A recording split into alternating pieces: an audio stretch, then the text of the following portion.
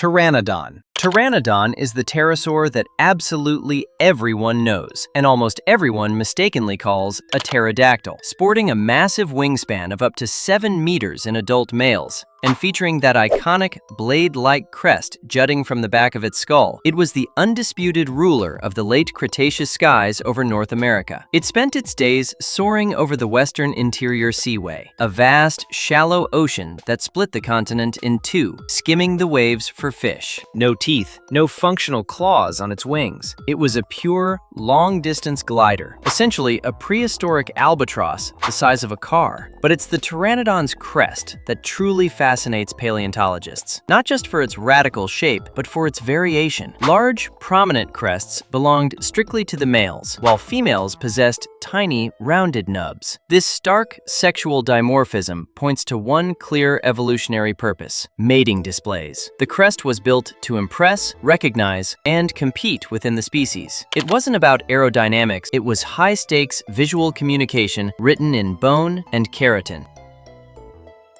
Tapahara. Tapahara is a homegrown Brazilian icon, and it burst into the scientific world, sporting a crest so outrageous that it looks improbable even for a group of animals defined by skull design madness. It carried a towering, semicircular sail projecting straight up and back from its snout, constructed from micro-thin bone that anchored an expansive sheet of soft tissue in life. This spectacular sail likely served a triple purpose: sexual display, species identification, and thermal regulation through heavily vascularized skin. The exact same blood-cooling mechanism modern elephants use with their ears. Described from the world-famous Santana Formation in Ceará, Tapajara featured a modest wingspan of about 1.5 meters. The front of its downturned beak suggests a specialized diet, likely feeding on fish or seeds, depending on who you ask in the paleontology community. The name Tapajara comes from the indigenous Tupi language,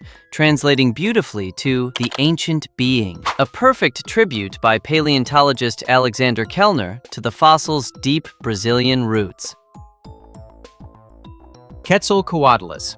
Quetzalcoatlus is the largest flying creature to ever exist. The sheer mathematics behind this animal are so extreme that scientists still fiercely debate how it managed to take off, or if it could even fly at all. Its wingspan stretched an unbelievable 10 to 12 meters. Standing on all fours, it looked a giraffe directly in the eye at nearly 5 meters tall. Yet, it weighed an impossibly light 200 to 250 kilograms. By most intuitive aerodynamic models, this creature simply shouldn't have been able to get airborne, but biomechanical studies proved that it could. The leading theory on how Quetzalcoatlus took flight is the explosive quadrupedal launch, vaulting off the ground using its folded wing arms like massive steel springs to launch its body upward and forward, catching the air before gravity could win. Once airborne, it was a hyper-efficient glider, riding continental thermal currents to cover massive distances with minimal energy. A literal biological fixed-wing aircraft. But what makes Quetzalcoatlus even more fascinating is its lifestyle. Packing a long, toothless beak, no major head crest, and an extraordinarily rigid neck, it was actually a terrestrial stalker. It spent its time patrolling the late Cretaceous floodplains on all fours, using its massive beak like a giant pair of tweezers to snap up small vertebrates, eggs, or anything else vulnerable on the ground. Hatzegopteryx. Hatzegopteryx is Europe's answer to Quetzalcoatlus, and in many ways, it is significantly more terrifying. Unearthed in Romania, a region that during the late Cretaceous was an isolated island chain known as Hatzeg Island, it possessed a wingspan matching the largest Ajdarchids, but with one game-changing anatomical twist. Its neck was shockingly short, thick, and robust. Where Quetzalcoatlus had a long, slender neck designed for delicate ground snatching, Hatzegopteryx sported a heavily muscled, reinforced neck built to absorb massive impacts and deliver crushing force. This structural difference completely alters our understanding of its behavior. A reinforced neck on a giant pterosaur means Hatzegopteryx wasn't a delicate picker. It was an active, violent apex predator. It targeted substantial prey, specifically the famous dwarf dinosaurs that inhabited Hotseg Island, where genetic isolation had shrunk large herbivores down to miniature sizes. The absolute top predator of that ancient ecosystem wasn't a theropod dinosaur. It was a flying pterosaur that hunted dinosaurs for breakfast. Hotseg Island was an inverted world, where the skies claimed the top of the food chain. Pterodactyl. Pterodactyl is the blanket name the general public uses for every single flying reptile, but the actual scientific Pterodactylus is vastly smaller and more modest than its pop culture legend suggests. With an adult wingspan stretching just under 1 meter, Pterodactylus antiquus was a small-scale flyer that haunted the shorelines and lagoons of late Jurassic Europe. It snapped up fish, insects, and small vertebrates using a pointed snout lined with heterodont teeth, different sizes of teeth tailored for different prey. Pterodactylus holds the historic title of being the very first pterosaur ever described by science, published in 1784 by Cosimo Collini. He was so baffled by what he was looking at that he initially theorized it was a marine animal that used its long limbs as flippers for swimming. Decades of fierce scientific debate followed before legendary naturalist Georges Cuvier finally established that it was a flying reptile. The animal that gave its name to an entire genre of pop culture monsters took decades just to be understood by the scientific community. Today, hundreds of pristine specimens have been found, charting every stage of its growth and making Pterodactylus one of the most thoroughly understood pterosaurs on the planet. Dimorphodon.